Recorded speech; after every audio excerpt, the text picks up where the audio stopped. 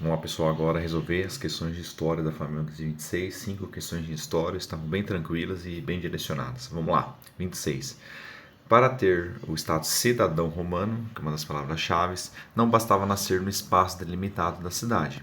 Afinal, os escravizados não eram cidadãos, perfeito, salvo se ganhasse liberdade. Ser cidadão era, na verdade, fazer parte do que Roma tinha construído, mas a cidadania tinha níveis, variando de uma cidadania completa àquela de menos poder. Em suma, havia uma hierarquia de poderes dentro dessa ideia de cidadania.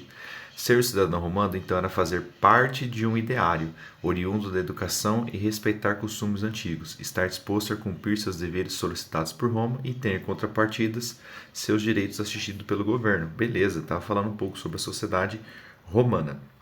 Segundo o excerto da cidadania, reproduzia o modelo grego baseado na participação das assembleias? Não, não era o modelo grego. Tinha semelhanças, mas não tinha essas assembleias de mulher dizer.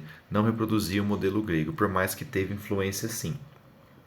Assegurava igualdade entre os cidadãos? Não, gente, não tinha igualdade nenhuma entre os cidadãos relacionada à influência política. Lembra que ele falava?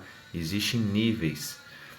Exigia participação na política conforme a tradição e legislação romana. Essa é a correta. Além de ele falar de exercer o seu dever político, e ele tinha que seguir a legislação romana, tal como ele fala no texto. Beleza. Os demais errada. Era atribuída pelo local do nascimento dentro do espaço humano. Não, essa aí é a mais fácil de eliminar, porque não tem nada a ver com o local de nascimento, porque escravizados não eram cidadãos. Garantia acesso aos direitos civis para todos os habitantes do Império? Não. Tinha habitantes da que não tinham direitos civis, tal como a gente falou dos escravos. 27. O termo senhorio é utilizado para substituir o termo feudalismo, porque ele consegue definir de maneira ampla todas as relações entre a aristocracia fundiária e os camponeses livres e não livres, quanto às relações no interior da própria aristocracia. Senhorio permite atentar para o fato de que a dominação aristocrática no período medieval consistiu em controle não somente do espaço, e também dos homens. Então, controle não somente do espaço, mas também dos homens. Legal, uma questãozinha de Roma, agora uma questãozinha de Idade Média e por aí vai. A partir do excerto, compreende o termo senhorio, vamos lá. Minimiza os aspectos econômicos e territoriais ligados à terra. Não, não minimiza não, pelo contrário, ele amplia essa questão do aspecto econômico e territorial ligado ao feudalismo. Abole as disputas entre os nobres da organização sociedade civil. Essa palavra aqui, a gente já consegue eliminar a questão. Lembra que a gente fala no conteúdo assinado que a gente tem muitas questões voltadas a isso. Sempre, nunca, toda vez, abolir, suprimir, são palavras que na totalidade é muito extrema, então na maioria das vezes ela é contida como errada. C. Consolida o poder político do rei sobre a natureza feudal. Não, tinha menos poder no rei, na época medieval tinha menos a influência do rei. D. Restringe-se a aplicação de obrigações camponesas frente à autoridade senhorial. Não se restringe, lembra, outra palavrinha-chave. Essa aí é muito limitante.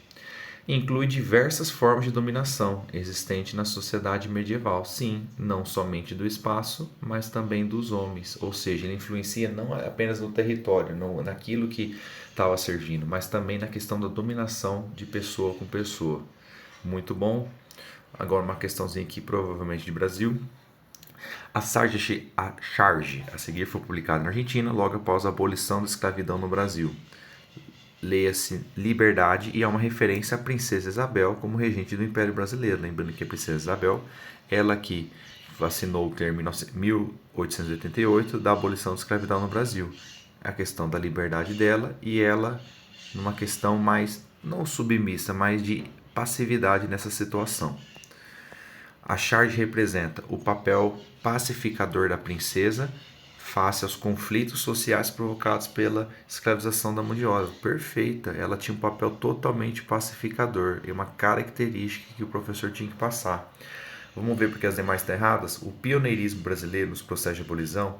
Não, gente, não foi pioneirismo brasileiro. Quem começou foi no Haiti, foi o primeiro lugar nas Américas a abolição da escravidão, continente americano.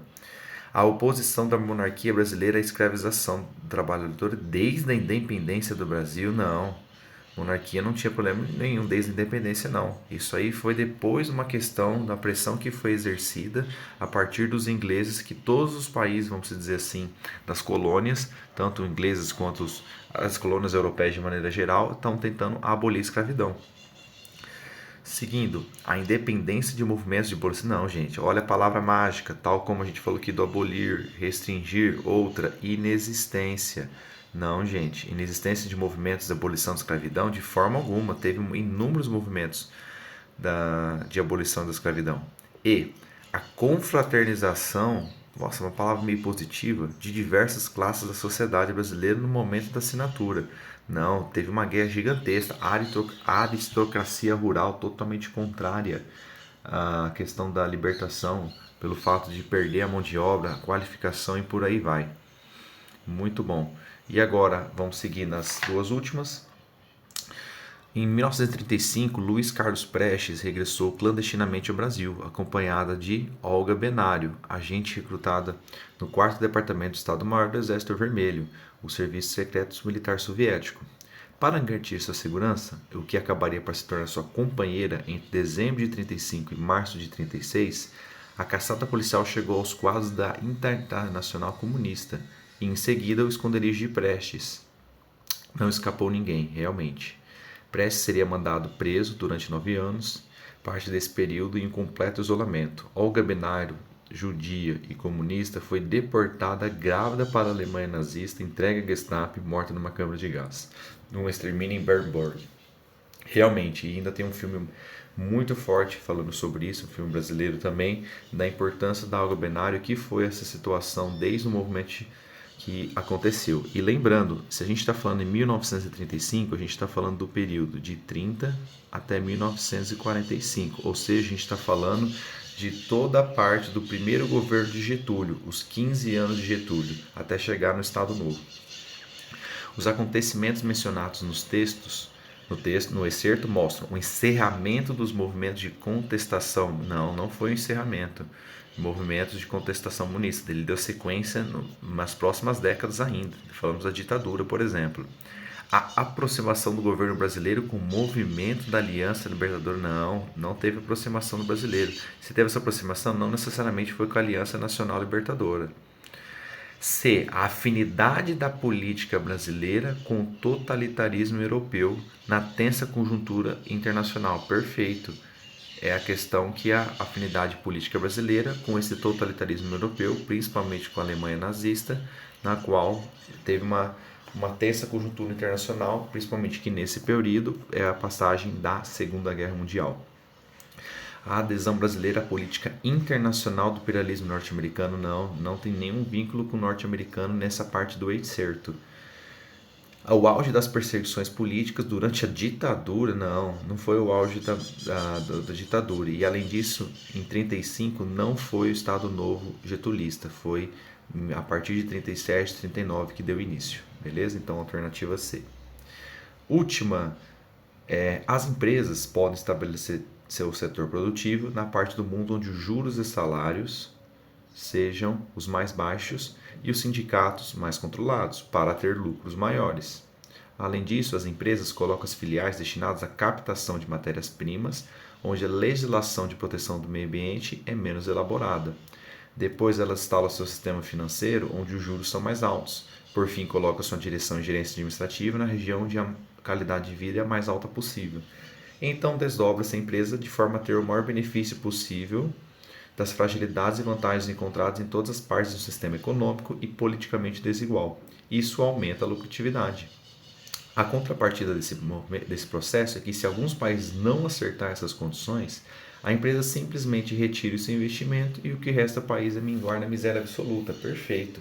Isso é uma questão que ocorre muito hoje no Brasil, principalmente em outros países. Mas acontece, vem uma grande empresa, ela quer se instalar num lugar no qual ela tem uma menor possibilidade de pagar impostos. Tanto é que aquelas questões que o pessoal, aconteceu muito isso no Brasil, na zona do ABC, no estado de São Paulo, Santo André, São Bernardo, São Caetano. Também ocorreu isso semelhante em Detroit, a detroitização, falava muito sobre isso também, onde ele teria menores custos fiscais e eles também vão querer aumentar veemente a sua lucratividade. O contexto apresentado pelo excerto, a retirada de uma empresa de um país configura-se como tipo de globalização equitativa de forma alguma. Existe uma pressão gigante nessa questão toda. Chantagem econômica, realmente, porque se a empresa não tiver os benefícios, ela retira seu investimento e o país fica na miséria absoluta. Muito bem pontuada essa crítica ali nesse site do portal Sesc. Outras, nacionalismo comercial, não é o nacionalismo comercial. Altruísmo corporativo, aqui que as pessoas poderiam ter certa dúvida que meus alunos falaram. Mas não é muito mais do altruísmo corporativo, é mais uma ação, essa que está mais certa do que a letra D. Por mais que a letra D tenha sua parcela de exatidão. E compensação social, não, de forma alguma, é contrária à compensação social. Então essas foram as questõezinhas que nós vemos em história.